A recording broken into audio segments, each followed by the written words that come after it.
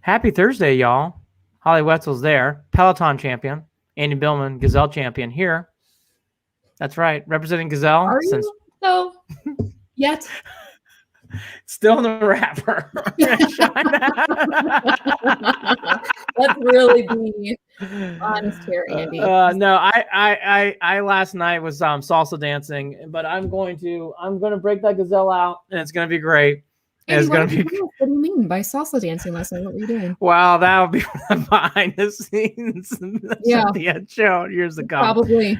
But you know what? We had a really good night last night. Let's just put it that way. One time, I promised everyone who watches this show, we will do a bar show. Hey, Javius, good to see you, brother. Javius on Facebook. I love Javius. Good to see you, brother. We will do a bar show, and I will break out some stories. No, that would be wonderful. They're not. I don't know. Yeah, like I don't know if they're even PG-13 at this point. No. Oh my gosh, Cayman Grant, famous director. Thank you, Cayman. I got a great story about salsa, and you know what I'm talking about. Jimmy Wetzel. Cayman Grant and I were talking before I did salsa dancing. Jimmy Wetzel, hello. Yo. Cayman Grant, she's so great. She does great film. She did the great film Playing. She directed Playing for the Mob, 30 for 30. Great film. Cool. Very, very cool film on Boston College and the relationship with Henry Hill that actually was in Goodfellas that played a part of this real documentary. And she and I are working on something that she's directing again. And it is very, very good. And she's lucky enough to invite me to be a part of it. And I'm so excited for her. She's got great connections in this business. Great people. Cayman Grant, great people. Need more of those. Need more. By the way, I believe she's also a Peloton champion. Only the good ones are. Only the good ones are. EJ Scalata, I like this. This is a good, as we had to say in the business, a transition out of my salsa dancing thing. How much does JJ Watt sign for and how many years? Let's fucking go. I agree. I know. Yes. Hi, EJ, on your next one. That's where we're going to lead off with. This has been the good whirlwind of free agency. Boy, if we needed some. It's funny when Holly and I did the show last week. It's like it's been nice. There's some things going on, popping. Friday morning, it has been pedal to the metal. What did we trade Watt for the whole thing, and then that just went down. that went bye. Jimmy Wetzel. I believe he's in Charlotte, right? He's in North Carolina. So, he's giving us our Charlotte barbecue prices, three for $35 million. Jimmy, I love that price. You and I would sign up for it. That might be low for Mr. Watt, from what I'm hearing. Yeah, he's due to make what, around almost $18 million? Yeah. Yeah. Yep. Here's the thing that here's the one thing that I will allude to that I'll start off with on this one. What's interesting to me, Holly, is how he got announced he was traded, how everybody figured in Vegas, forgetting what Holly and I think and how everybody else thinks in Brown fandom. The odds makers were like, well, he's probably going to either go to Green Bay or Pittsburgh. Those were the two high favorites. And then one article by Mary Kay Cabot changed everything. Everything went from not only is he, the Browns are in the middle, not too almost like, hey, the Browns are in this. The Browns are in it to win it. Right now, that's kind of settled. You're hearing a little bit more about the Bills.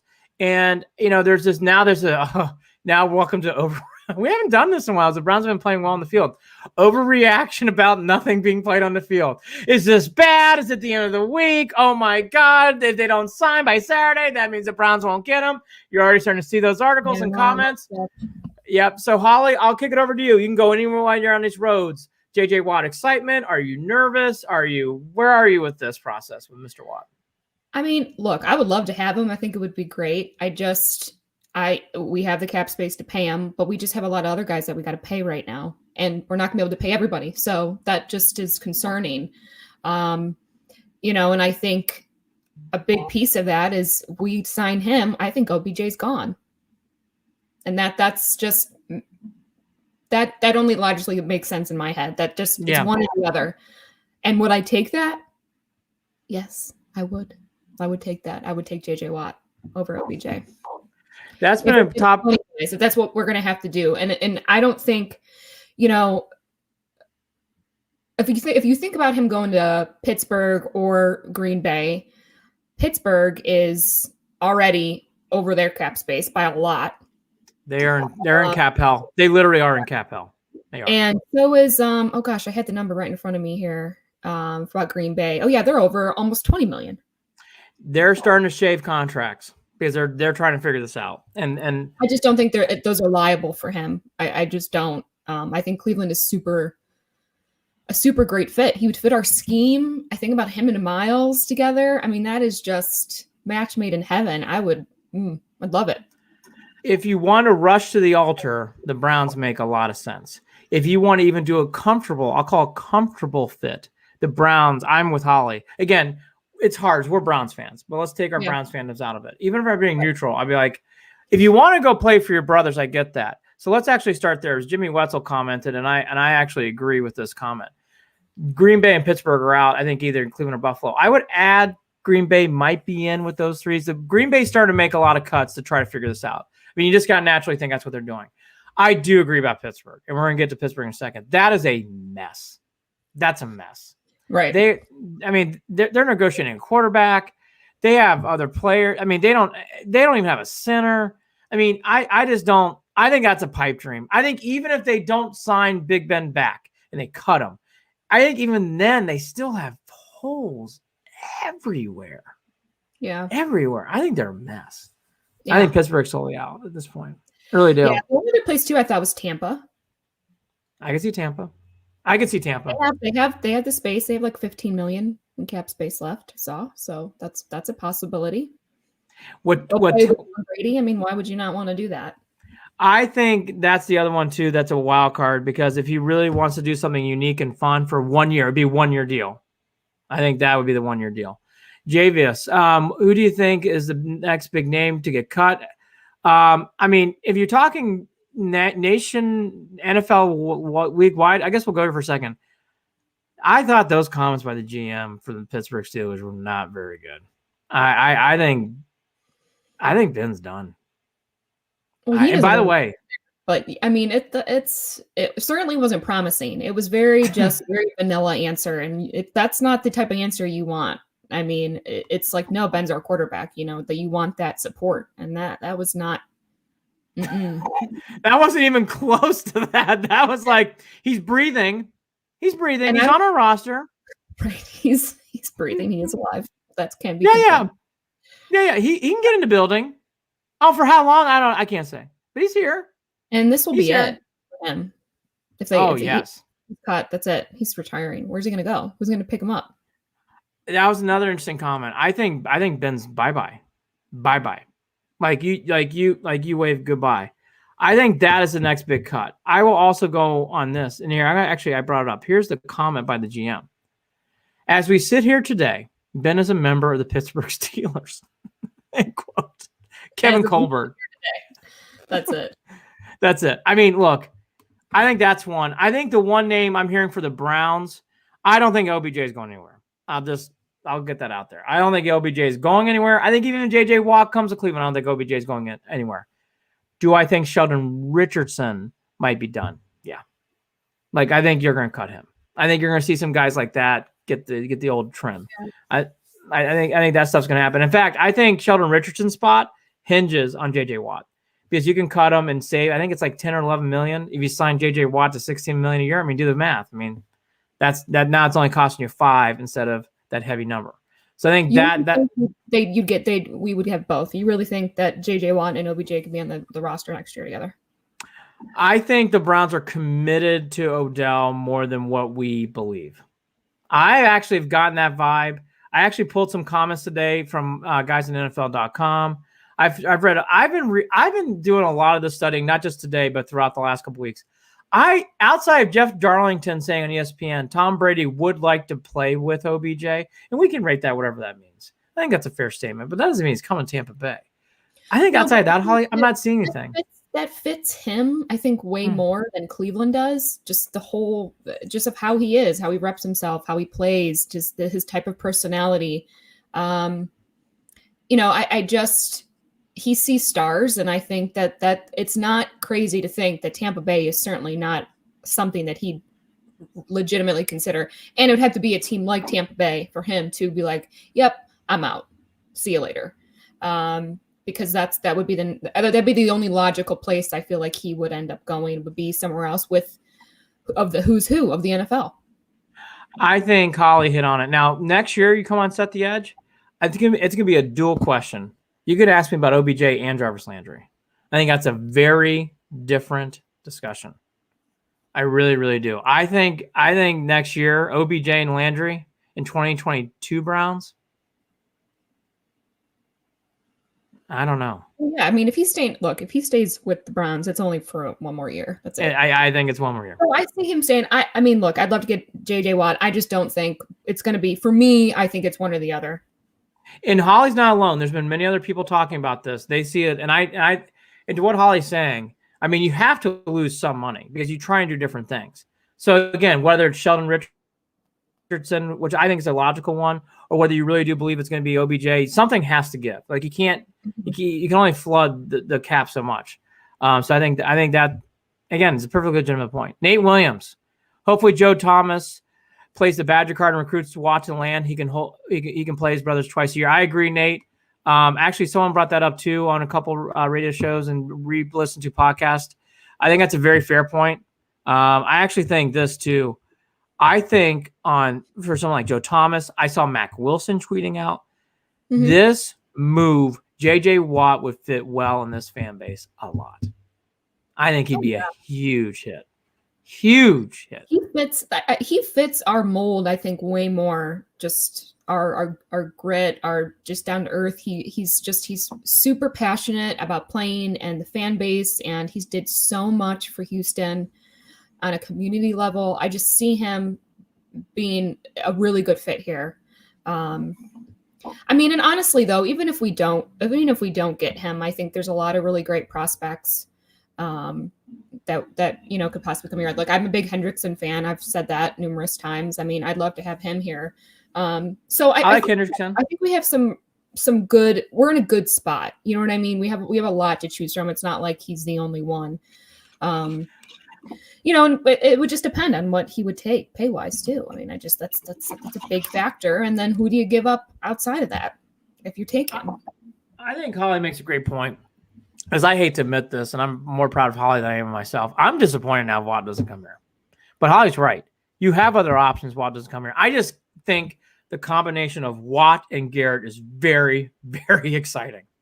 I just think it changes each other. I mean, it would just be such an awesome duo. Well, they're known for their duos. So just be another one. Yeah, it would be just another one. Jimmy Wetzel. Someone else was also dancing. Jimmy Wetzel. Green Bay won't get into a bidding war.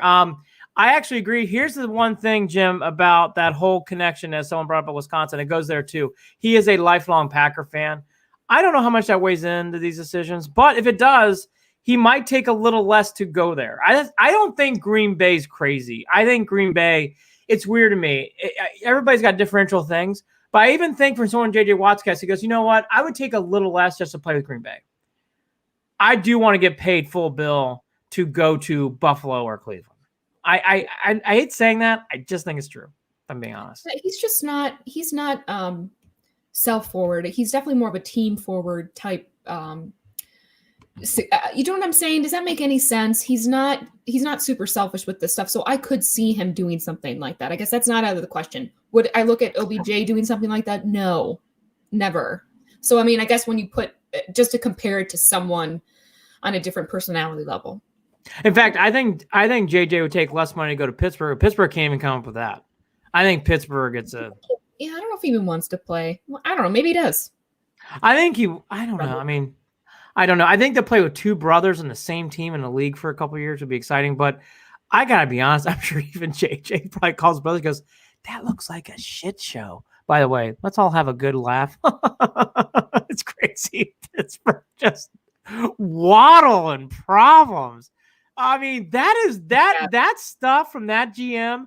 Remember when we all loved him? Remember when oh gosh, the GM before Andrew Berry. Oh my gosh, he drafted Baker. Can't remember his name. Old sweatshirt dude and glasses. Oh, Dorsey. Dorsey. Then when Dorsey said, "Well, we got Duke Johnson's not gone yet." That's the kind of comment that GM just made him. We're not. Look, it's really nice that other teams are the new Cleveland Browns in the weird ways. Enjoy. Damian, you're same as me. I can get from this comment. Love Damian. No question about he's coming to Cleveland. I'm actually leaning towards that way too, Damian. I do think, though, nothing's done yet. Jimmy thinks KC. I've not seen KC getting any hint at all. But we'll see. I've actually had a couple Instagram people who are Chiefs fans, which is funny. They stay in our room now. But this one guy, Sam, really thinks he's coming to KC. Now, I mean, again, is that crazy? No, they're very good. I mean, could you see him going to KC? Sure. But no rumors there. Jimmy not impressed with Mac Wilson. I do like Mac Wilson's energy. I do. No, I'm with Jim. I don't care for Mac Wilson all that much. Real quick on Mac. He does like to do a lot of social media posts on his clothing.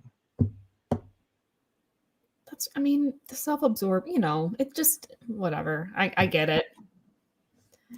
Even I'm like, I get it, but I don't get it. You know what I'm saying? He's not the only one, but it's like usually those guys, someone else backing it up. It's all about delivery. His delivery is weird right now. That's how I put it. Mac Wilson's delivery is weird. He posted a picture once when his outfit in a garage, and it was the cleanest garage I've ever seen in my life. It was the cleanest garage. I was like, what do you do? Who's cleaning your garage? It's like spotless. I'd eat off the floor. I would love to talk more about this, but your brother says I can't, so I'm going to not talk about him. Don't bring him up, Jim. Nate Williams. Watt is the vocal leader we lack on defense. I agree with that. Let's pound that. Thank you, Nate. Not only is he something where he does bring that leadership, he has a drive to win. I've always felt that way about Watt. Watt wants to win. I think that's very key. And Miles is a good leader, but vocally and from a presence standpoint, if we're all being fair and honest, Watt is more that role. And they would complement each other that way. They wouldn't be fighting over the same thing. Well, he's more of a leader. He's more seasoned. I think he would be a great leader for Garrett for sure. Yep. JVS asked a good question. Who's in Green Bay that would take some of the weight off? I've been noticing they've been shaving contracts. JVS, I don't pay attention enough to Green Bay to know, but I have been hearing, and there has been reports of guys taking restructured contracts in Green Bay. I mean, they have to do a lot. 19 million over. It's a lot. It's a lot of money. It's a lot of money.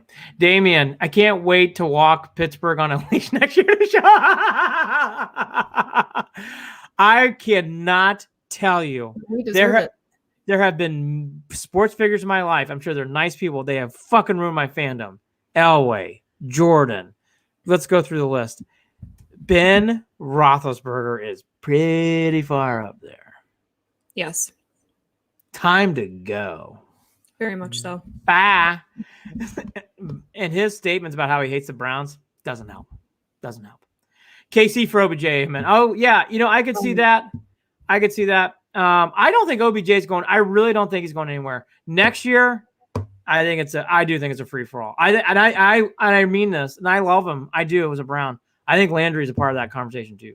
I really do.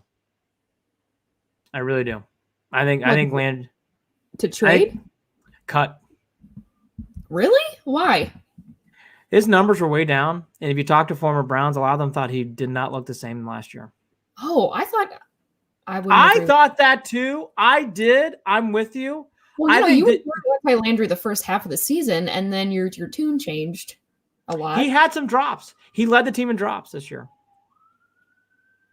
I just don't. My memories of him, and maybe I gotta go back and look. I thought at least a good half of the second half of the season. I thought that he was great. I don't know. I'd have to go back and look. I guess it's been that long, and we had so many good games. Andy, I don't even remember. I know they all blend. Jimmy's kind of going where I'm going. Like, I like Landry as a leader. I did see him take a step. I'll call it sideways. You got to see if it happens this year. If you start seeing consistent drops again, and he's slowing down as season goes on in parts, He's getting paid a lot of money. Yeah, and you got to think though too. I mean, OBJ was playing the first half of the season, so he was getting more of those targets. I don't know. I think not everyone. I just think the confidence level grew up a little bit after OBJ left, and I think it gave more guys opportunities. It gave more confidence. I'll actually go a step further. I think Landry, Jacksonville game. I thought Jacksonville game Landry was outstanding, and it's little things. But that Steelers touchdown after the interception to put them up 14, that was a big play in that game. And Landry broke out. And I mean, it wasn't like he was in the 10 and he scored. He was at the 30, 40 and put that ball in the end zone. Mm-hmm. Landry makes big plays. I don't think this is the year you do that. I just am saying, if I'm being an honest observer, I'd keep your eye on it because he is getting paid a lot of money. And next year, it's going to be a whole different ball game. I think it's like 14 or 15 a year.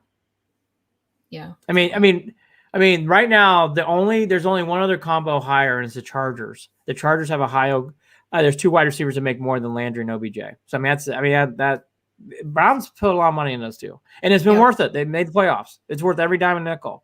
But again, hearing what you hear from former players, hearing it from people who follow the league. Not just you and I made some observations too. Boy, he got the drops this year. Again, I think this year it's a wash because I thought he made up for his good plays. If that continues, you do guys start going down the road of like. I know about that. I understand that. I mean, yeah, if he puts up 2 for 2 of leading the league and drop pass, yeah, well, that's then you got to really think some of that. The only thing that bothered me, but everybody didn't. I mean, look, they lost. Landry had a weird game against Kansas City, but you could put a lot of people in that game. That's true. He did. He had a weird game. My memories of Landry from this past season were more good than bad. Yeah, and again, that catch he made in the Steeler game for a touchdown. It's early, but that was a big momentum play. It's 3rd down. He got the first down, but he created that play in the end zone, and he did. There wasn't any games that he cost us. No, he struck. Right? I think it was either the Eagles game. It was a home game before he went to Jacksonville, and he really had the drops. It was noticeable. I'll have to go back to my show notes, but I remember we talked about Set the Edge. Yeah. I say he's got a bit of the drops, if I'm being honest. And he did. And again, he led the team in drops. Yeah. So, I mean, it is, again, well, I'm done picking on him. I love the guy, and I want the guy to stay here. Fair observation. For next year on this show, when we really have it, I mean, the Browns are going to be in some cap, not hell, but they're going to be in some cap hurdles. Landry and OBJ, step on up. I don't know if you're going to have both those guys in 2022. In fact, I know you're not. You're definitely not going to have one. Are you going to have both? I don't know. You may get rid of both. At least one. At least one. Damian, did you buy his jersey yet? I got a tattoo on the back. Yeah, all done. Yeah, 90. Is he 90 or 99?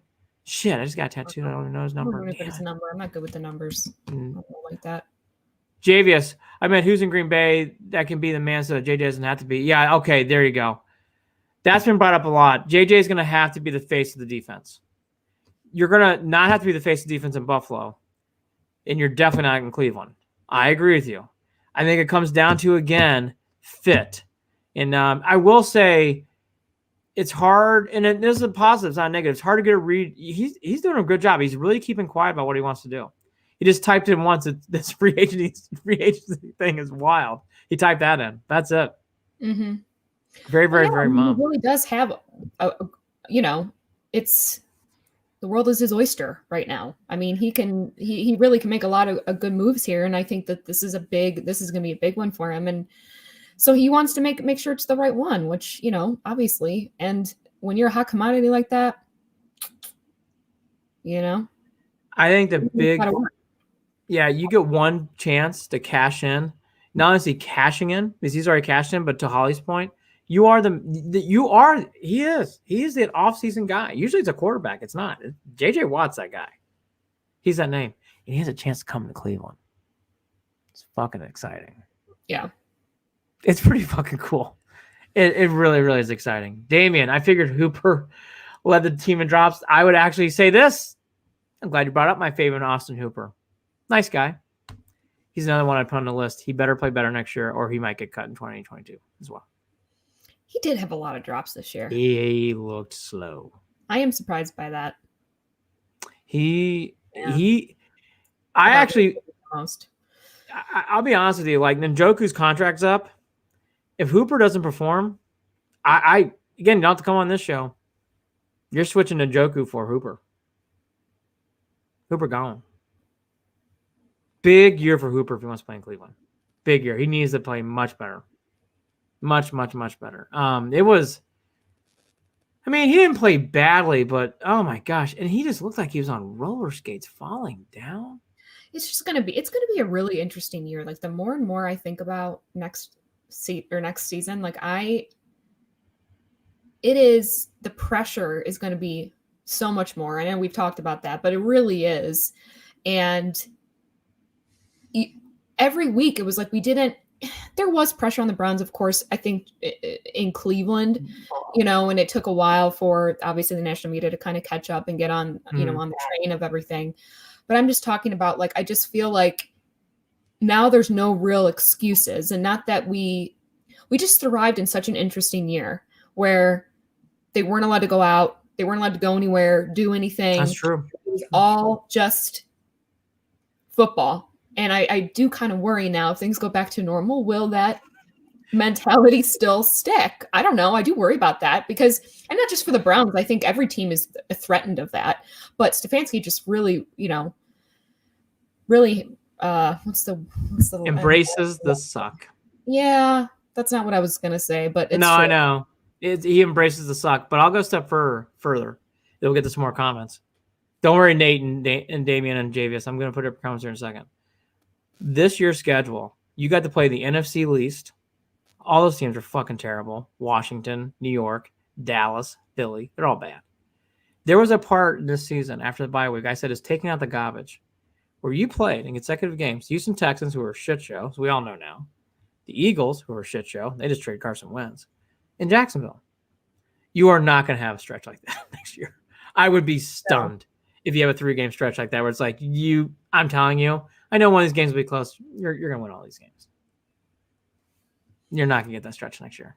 Yeah, no, or the schedule's harder. It's going to be, I don't want to assume anything for us next year. And maybe that's my scared Browns fan type of mentality, but I really don't. And I have faith. I do, obviously, but I don't want to get ahead of ourselves. And I just know that things are not going to go the way that we think that they are right away, probably too, Yep, I'll go a step further.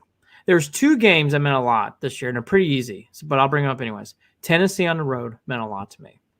That was the game. I was like, wow, very good team. They're going to make the playoffs, and we really controlled that game. Impactful win, because that seems good.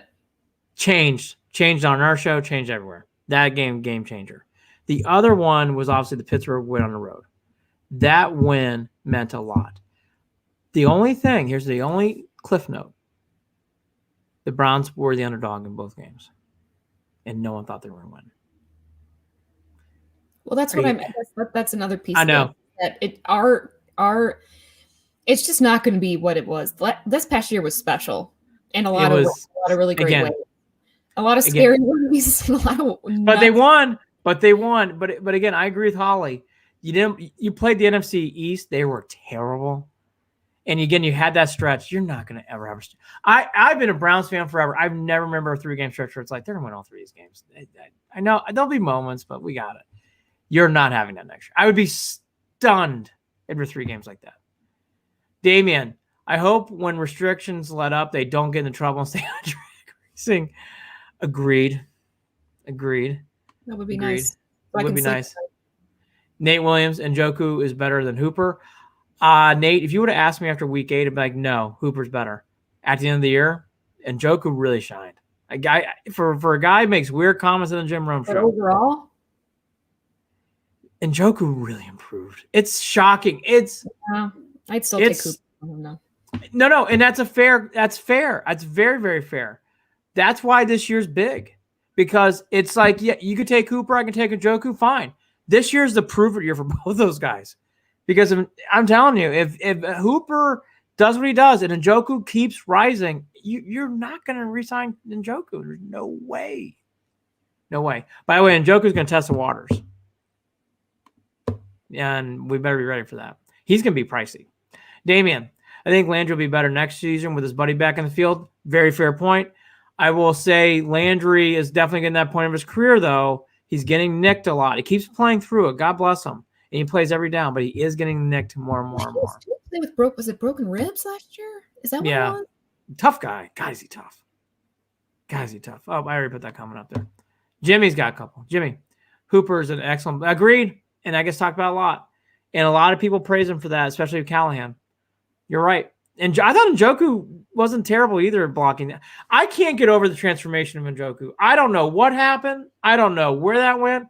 There was not a guy harder on him than me. I can't get over his last 5 games. Oh, he kind of deserved it, honestly. He didn't play well. What he did at the end of the year, I'm trying to remember the game when I was like, holy shit, Njoku's good. I think it's the Ravens. Sorry. No, it's okay. I thought the Ravens game was a game that he really, really turned around. Anyways, I stepped all over poor Holly. No, I was only saying that he had a bad attitude. Jimmy Wetzel, big part of her. I know, Jimmy, you're right. I will say though, like for all these cash decisions, I think this year's easier still for the Browns. I think next year is going to be much. Mm-hmm. I agree with you, Jim. If you got Harrison Bryant and you got Hooper, and I saw what I saw out of Hooper, and Njoku keeps improving, I'm saying goodbye to Hoop. Sorry, I don't know. It's getting hard to justify. That's all I'm saying. Getting hard to justify. All this to be said, 31 minutes in. Is anybody excited about the Browns next year? Yes. Andy, are you excited about the draft this year? You knew where I was going. Good job. Look at it. Look at us jujuing. You picked it up.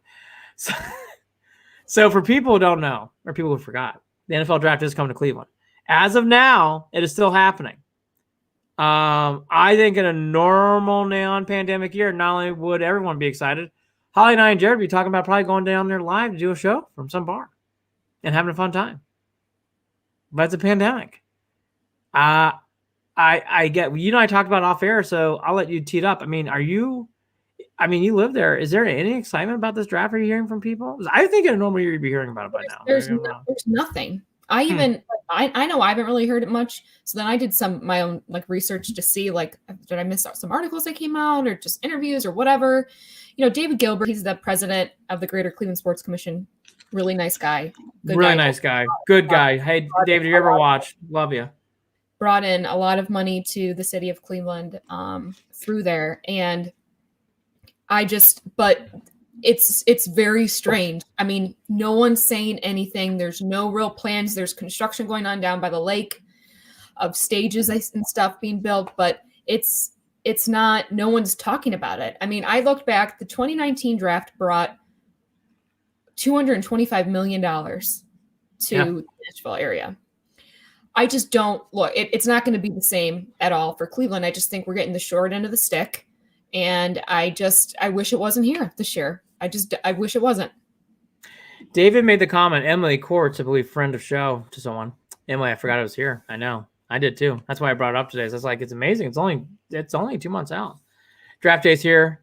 I agree. And I agree with Holly. Here's the thing that David brought up. I guess they've already sold out every hotel in downtown Cleveland. Yeah, there are some left. I saw, and they're going for $500 a night. Woo! And that's a Comfort Inn by East Cleveland. I stayed there actually twice. La Quinta is in downtown, Andy, just so you know. See.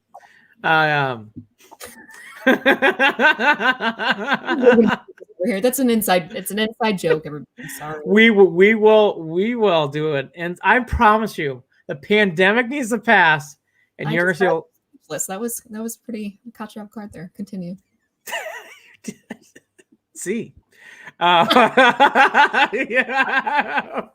We're gonna do a remote, and I promise to be drinking during that remote, and we'll have a good time that night.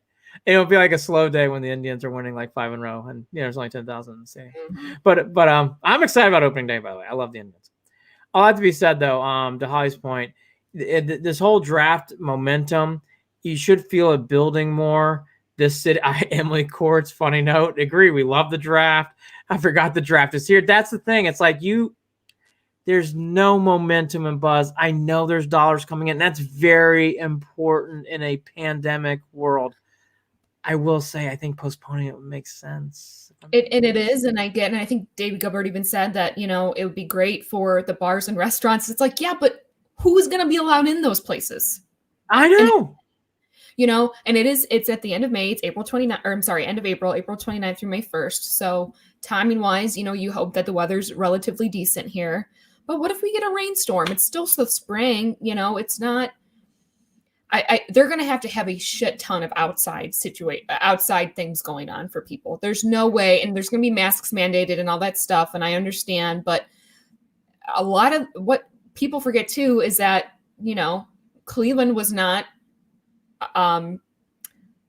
Cleveland was part of a lot of the different, protests going on over this past year. A lot of places were destroyed downtown. A lot of restaurants are not ever opening back up again. I mean, downtown Cleveland is not what it was a year ago. It's just not. So that's another factor. So sure, and I would love for it to revive and bring some money back. And I'm with that. I just wish it wasn't this year when it can't just be normal for a lot of these businesses. It's just not going to be. I think this is an impossible spot. And you know why? A, the NFL is going to make the final decision here. We all know that. But B, to Holly's point, I mean, they're full steam ahead. Look at the NBA All-Star game, which we'll talk about. Oh my gosh, that's a good point. Great comparison. You're right. That's a great comparison. You're right. Money. Do, Money Ray, talks. Do, Ray, me. Mm-hmm. I'll just leave it here. I love this idea. We're all fired up. I just hope it brings in everything that I know it should bring into the city, and everyone not only makes it financially good, but also emotionally and socially good. Because this city does love the draft. We have a connection to it, and we really get into it, and we love football. And I just hope it's as enjoyed as it can be with a pandemic. I'll leave it there. You know what I'm thinking about? What I What's wanted up? to do during the Republican National Convention when it was here is Airbnb my place out. Ooh, smart. I'll say this. As I have to do a lot of work in Cleveland in April. Can I test anybody for COVID before they come in here? Because that would be the first thing, though. What are you doing, ma'am? I'm just making your temperature. Beep. Do you like Peloton? You don't? Oh, Gazelle? Oh my God. Get out of here. Absolutely not. If you can't hang with me on the Peloton app, you're out. Peace. But and you must like cream cheese. But all that to be said. True. I'm not that hard to please, Andy. It's really when it comes down to it. You would think. Bring a simple thing of bourbon, some good beer, some laughs. Yep. That's all you need. Cream cheese and pizza rolls. That's it. Ooh, that's it. Love language right there. Her eyeballs. I know. Bourbon. Hey. What? Pizza rolls. What? Cream cheese. What? We can dip the pizza rolls in the cream cheese and then wash it down with beer and then burn it. Oh my God. Shots. I mean, if Emily Court's still here, she'll bring dessert. I got it. It's all here. Set the edge. I will say again, if this does happen, I have to do a lot of work in Cleveland in March and April. I do want to be here for the draft. I just want to check it out. Yeah. I really, really, really do. As right now, I'm gonna check it out and stuff. I don't know. I'm thinking about my place out though. I think renting out your place would be fun. I think we should do a whole interview process on live on air. Yeah. I don't need a place to stay, so I'll have to figure that out. But I know enough people. Oh, you will. I'm telling you right now, the Airbnb world, you will. If people are going to pay $200 or $300 for a shitty hotel room, they're going to pay to stay in your 20 minutes, all highway from downtown. Well, I mean, you live in that mansion, so. Sure do. Talking about money. So lives in the old Steinbrenner estate in Bay Village. What's that? You live in the old Steinbrenner estate in the old Bay Village. Oh, yeah. I mean, I didn't want to embarrass you, but. Well, I also occupy Tristan Thompson's old place over on the east side, too. I got both. It's true. It's true. So, pick your poison. See, everybody, we're not only here to fulfill your brains with sports, but possible Airbnb options. You're welcome. Yeah. Let me know your suggestions, people, or if you know one. Andre Drummond. I'll transition hard. So he's not playing here anymore. Javius with a great question. What's the latest on Andre Drummond? He's gone. They've confirmed it. They've reconfirmed it. For everything the Cavs will never confirm or teams will never confirm, they have confirmed we are not playing Andre Drummond. He's gone. We have had enough of Andre Drummond. So, okay. So I guess that's the latest here. I would just say for this whole thing, and people who know, the Cavs, I have been an Andre Drummond supporter.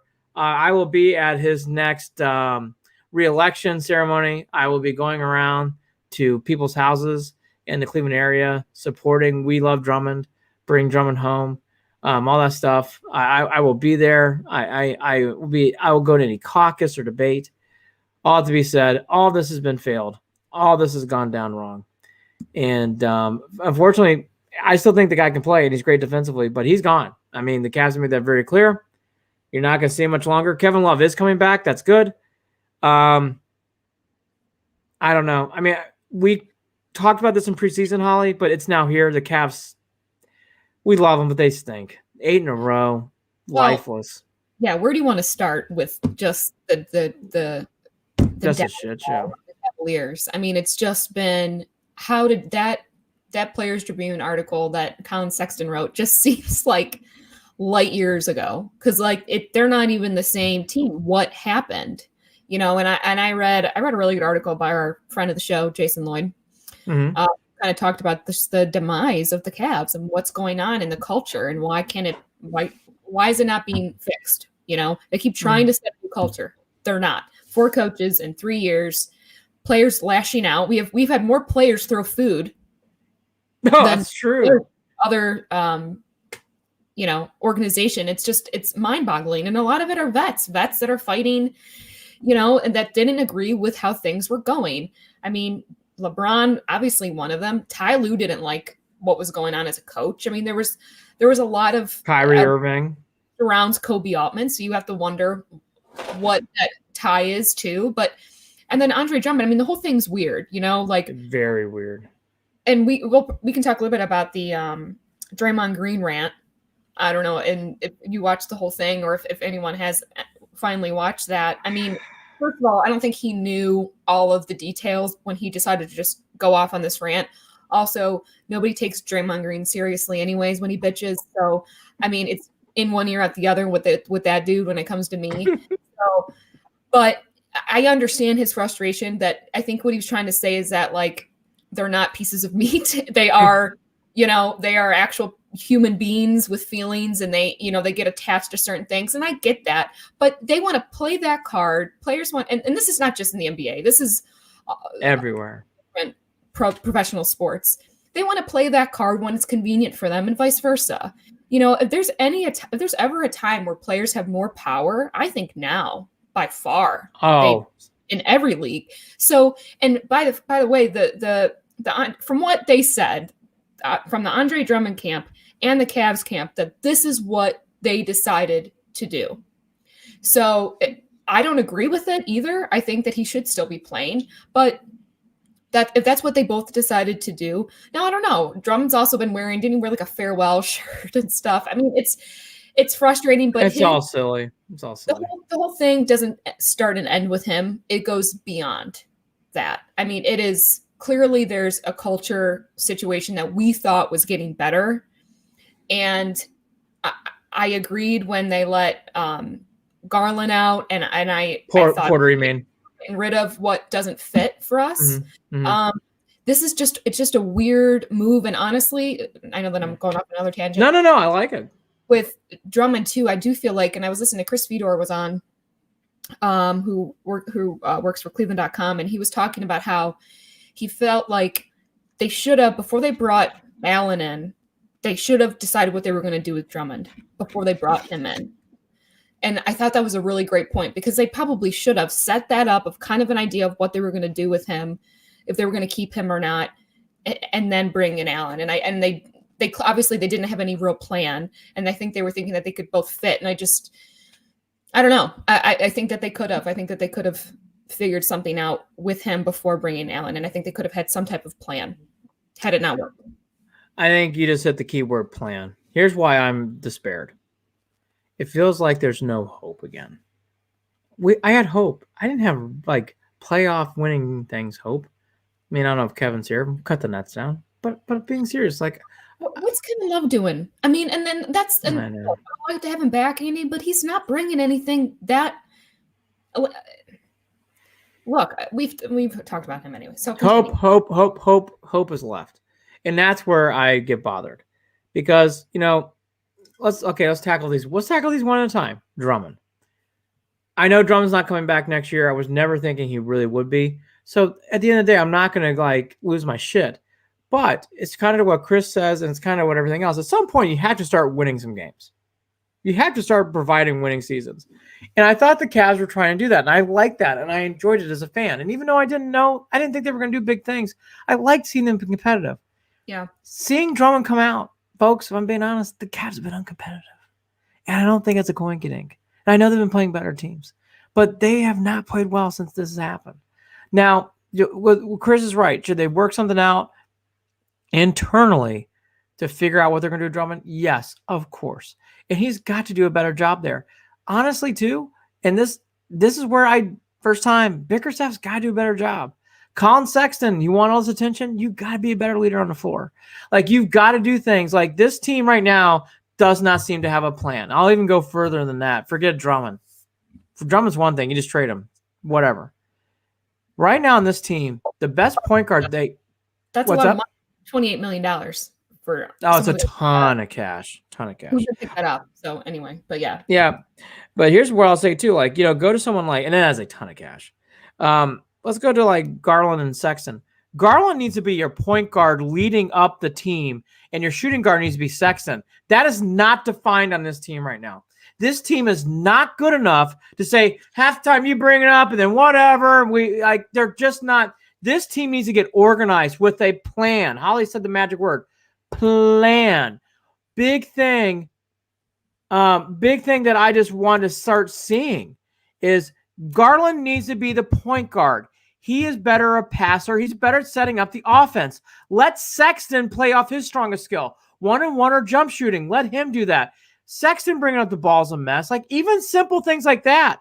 You watch it game after game, why is Sexton bringing up the ball just as much as Garland? It's very obvious. Why is that? That's a simple thing. We all like Jared Allen. He plays well. I'm going to pick on him. I think he's good. I do. Sexton wants to be, quote unquote, this platinum player, I'll call it. Okay. If you want that, and I think you can be that, you've got to act like it. You got to play like it. Since that article, he has not played up to his standards, to what he said in that article. Sorry. Who did he get into it with? He got into it with Jared Allen. Yeah. At the end of the half. And by the way, I watched that game. On that play, Jared Allen was taking it was a pick and roll. Jared Allen did the appropriate thing of keeping on the ball handler, and all Sexton was supposed to do was roll with Draymond Green. He guarded air. I mean, it was such a bad defensive play by Sexton. And he missed. I don't know what, I got to be honest, I don't know what he's thinking. And basically from that play, you saw Draymond Green back cut dunk. And Jared Allen slumped his shoulders. As he admitted, he went down the floor, tried to dunk, and they got blocked. Didn't help the situation.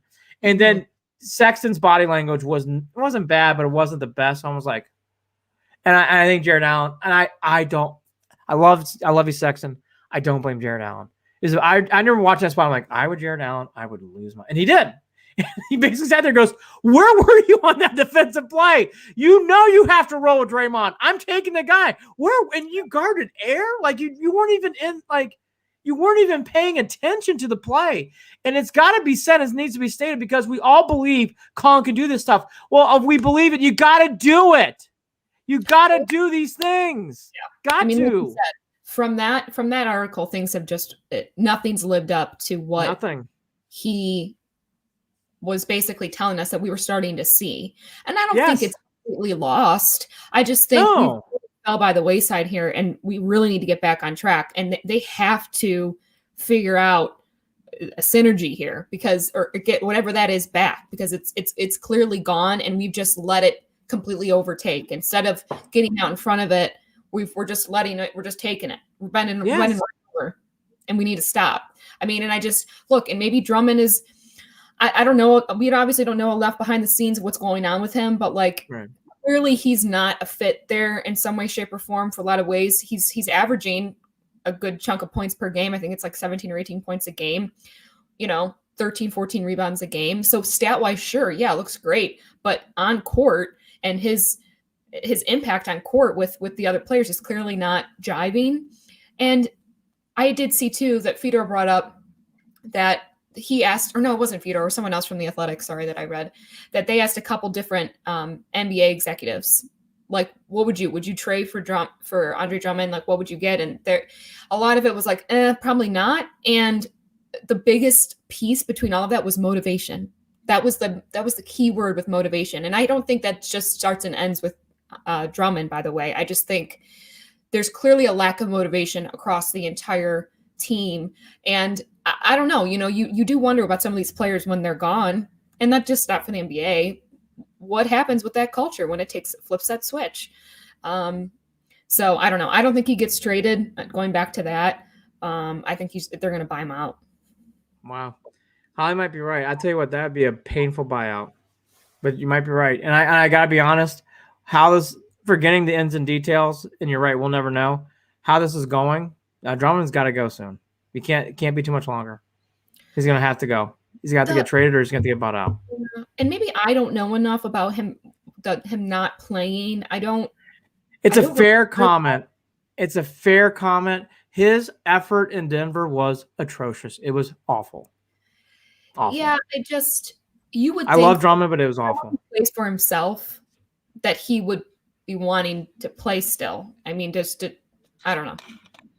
I defend Drummond. I will also be fair this way. He checked out in the Denver game. He checked out in one of the Bucks games at home. He has got to play better than this. He's got to. Well, no, he doesn't have to. Well, no, by the way, no, he doesn't. You're right. So, Javius, to your point, I think the biggest thing I'm hearing in trade front is possibly Drummond to Toronto, Drummond, some way deal getting into Brooklyn. I got to be honest with you. I think the McGee stuff's done. I think McGee's going to stay in Cleveland. And if you want a wild card, is it starting to pick up more steam on social media, which doesn't mean anything, but it is.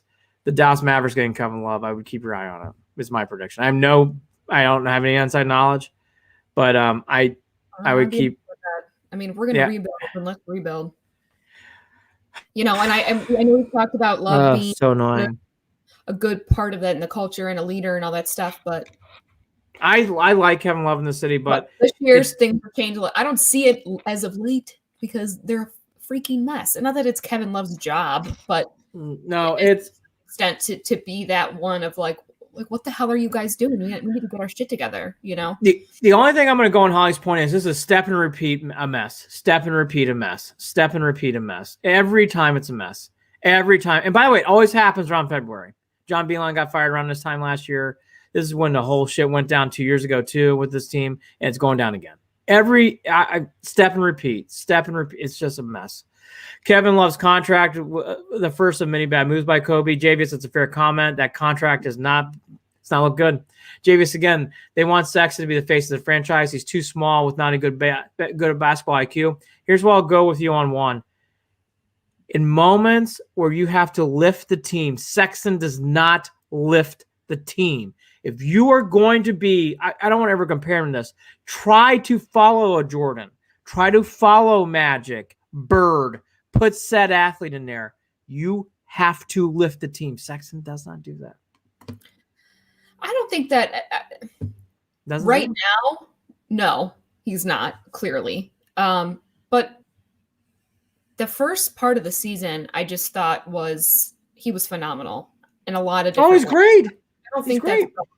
I don't think his leadership is gone in that sense, but it's definitely taken a bad turn. But I do think that with the right leadership and the right, and that not even leadership on the front of even of his fellow teammates and stuff too. But he has to also be that one. So I don't think I guess my point is he's not that lost from it. I think he can get it back. I think that article came from his heart. I think he believes that he does. Great article. So I don't want to give up my hope on him. No, he's good. Let me rephrase. He's a good player. He wants to be great. He's not there yet. I'm not seeing that, and that's okay. But if you want to do these things and you want to present yourself like that, you had a big opportunity these 8 games to play 8 good teams, and he hasn't looked great. Look, there's clearly quite the misstep across from top to bottom here that was exposed, really exposed this past weeks. It just gets frustrating because, as Holly said, they're exposed. It's okay. Like, if I'm going to get my teeth bashed in, just do it early. To have my teeth bashed in, I'm almost down the hill, is a little annoying. Well, yeah, it is a little annoying. What game was it that they lost? I don't know why I'm blanking on this right now. That they lost by like 40 some points. Denver. It was bad. Biggerstaff was like,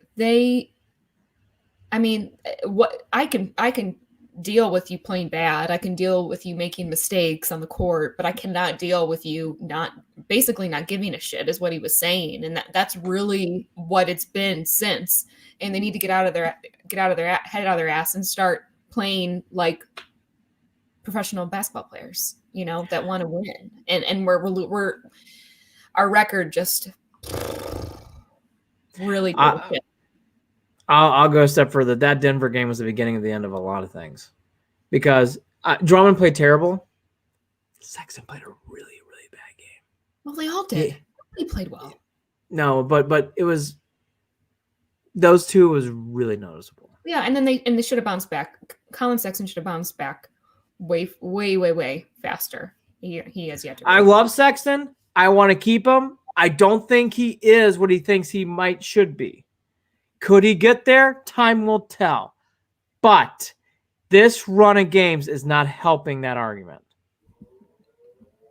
That's all I got on Mr. Sexton. Love him. He's not shitty. It's almost like never these conversations we have about Baker. I don't think he's bad.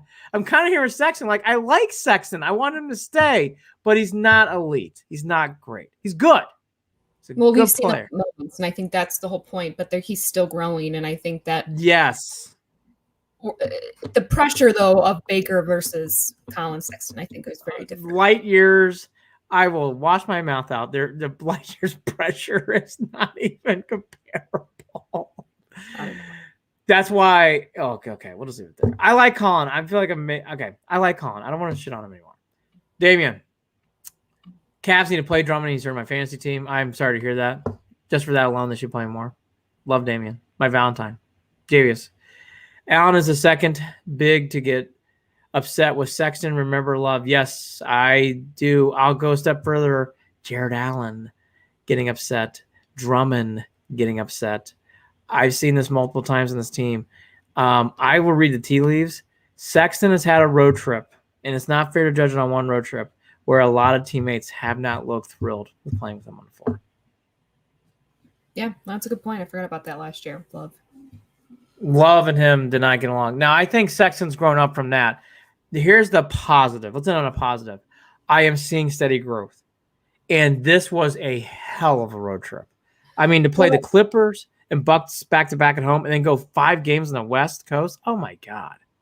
That was just ugh. Yeah, and look, every team. I mean, I look back. I know for a fact that I know this isn't the same. LeBron James and Kevin Love did not get along there. I know that for a long time. Kevin wanted a trade. He wanted out. Him and they weren't seeing eye to eye. there's not always going to be, and I'm not comparing Colin Sexton and LeBron James. I'm just saying if they do want him to be that star and that of the franchise and be that number one, there's always going to be personalities that clash for sure. But that's what it makes me think of when Love did not want to play with LeBron there for a while. And I don't know if a lot of people even know that. Or even Kyrie and LeBron. That 16 team was not hunky-dory. It's not hunky-dory. In fact, Richard Jefferson, I think, played a big role in keeping that team together at times. Yeah. I really, really do. So here's the wrap up on the Cavs. Then we'll get quickly to the Super Bowl and then Damien's comment. Then we're going to say goodbye. The Cavs have to get this together for one thing: hope, belief, show a plan. Holly hit the plan. I'm going to hit it harder. Show a plan. You've got to start showing consistency. It's frustrating because what we saw early is gone. We know the talent's not there. There's just a lot. There's a lot of the Cavs tend to do this. I don't know why. There's leaking oil everywhere. It just is everywhere. Such a mess. Okay, last one on the Cavs, actually. Do you think fans will stick with the Cavs? I think people get bored by baseball. I don't know. Ask me that in like 2 weeks. I think the Cavs are going to have a really hard fight going into March because Ohio State's really good in basketball. It's not like we're itching for baseball season. We have this great team. I am. Come on. Oh, I can't wait to watch the Indians probably not make it over 500 for the first time since gone. So, I love you. But I love you, Shane Bieber. Love you. He's got COVID. No, does he? Mm-hmm. Was he in that golf tournament? Did that just happen today? Happened, yeah. Today? I saw it today, like this afternoon, that he tested positive. Did you see what he did over the weekend? So it starts. I hope he's okay. There's a video of Shane Bieber and a bunch of guys playing golf, and I will just say I found it a little alarming. I'll leave it there. I love Shane. I love Shane. Love you. I was just surprised about that golf video when I saw it. I can't even talk about the Indians. It makes me mad. So we need to move on. I get mad. I'm mad about it. Super Bowl ratings were bleh. Super Bowl ads. I'm gonna get the official number up here. Then we're gonna get the Damien thing. And then we're gonna say goodbye. Of course, my computer's gonna freeze. Don't freeze, computer. Here we go. 545 million, highest ad revenue ever in a Super Bowl. So for people who don't think you can't make money from Super Bowl, you're wrong. Wrong. They made lots of money. So for people out there who worried about ratings is the end of sports television, you're wrong. Anything to add? I just want to make that clear. When I saw that, I was like, that's a lot of money. Yeah, and those TV contracts are the nice padding to a lot of this, so they're doing just fine. Damien said something I did ask on the last show. Valentine's Day. Did you guys read anyone's long post about their lovers on Valentine's Day? Or did you skip past them? I tried to avoid as many as I could. When was it this year? Sunday? I'll tell you how much I was paying attention. I had a weekend full of migraine headaches, but I did pay attention to a few of them.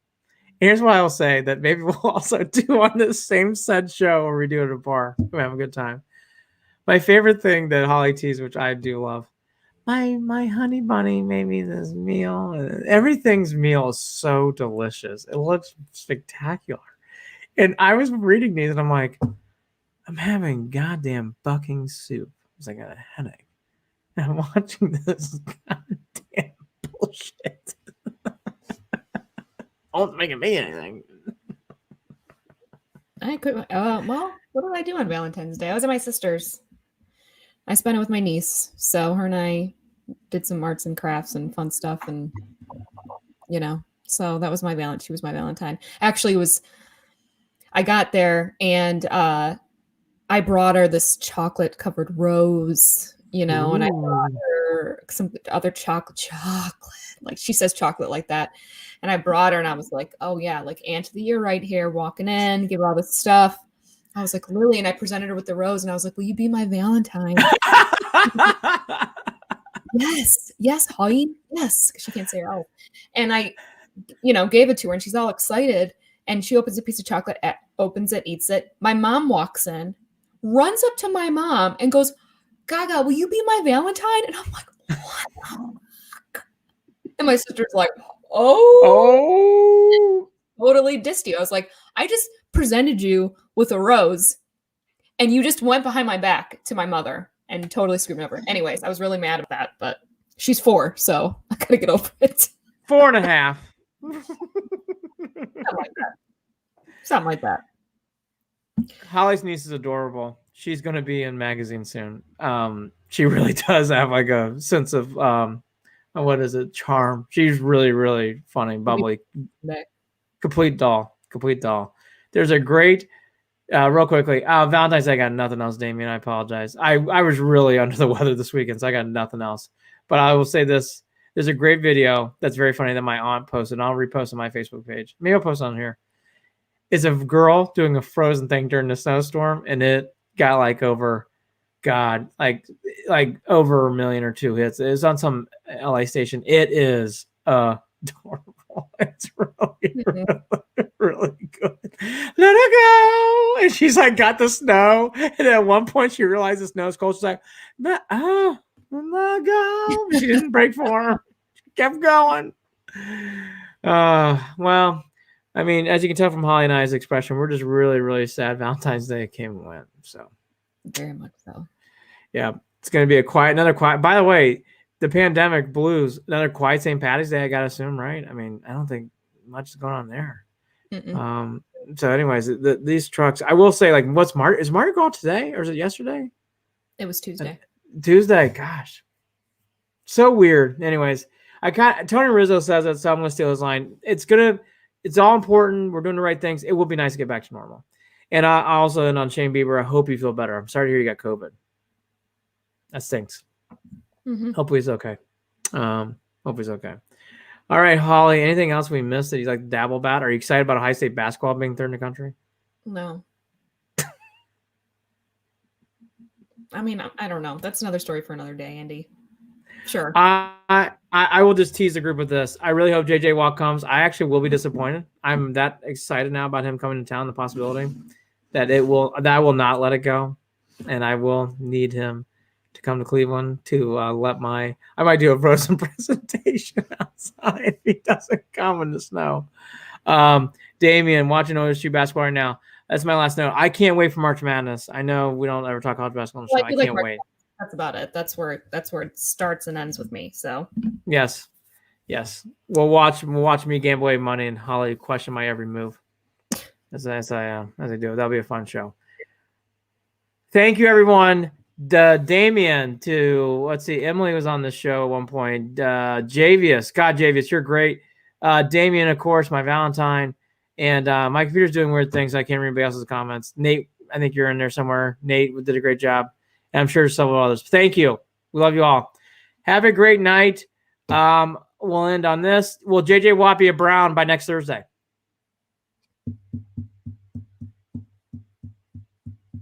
No? I say no. You could say yes. I'll say no. Just to mix things up. Hell yeah, he's going to be a Brown. Oh, yeah. As Cameron Billman did today, I'll leave on this note. Cameron Billman got in trouble today at school. Actually got called into the school. Why? He has been warned to only use computer time to research projects. And he was checking clevelandbrowns.com to see if J.J. Watt had signed with the Browns. Well, I'm proud of him. I am too. And the teacher got very upset because I kind of sat there. I was like, here, I'll take off my glasses. I'm like, this makes sense to me. I mean, by the way, he didn't cam. So I pulled him outside for a second. And when I pulled him outside, I go, hey, look, you can't do that. You got to stick to your studies. But this is the end of this. And J.J. Watt's out of Brown, but he's going to be soon. And it's going to be great. And I gave him a big hug. I'm like, no, go get him, Tiger. Dead. It was one of those great moments. I heard this conversation. I'm like, can't do that. But that was a good move. crying in the office. Oh boy. So Holly Wetzel there. I'm Andy Billman here. Valentine's Day memories coming soon. Salsa for life. See? Bye. JJ Watt going to be here next week. It's going to be a great Set the Edge show. If not, Frozen impersonations. Ugh.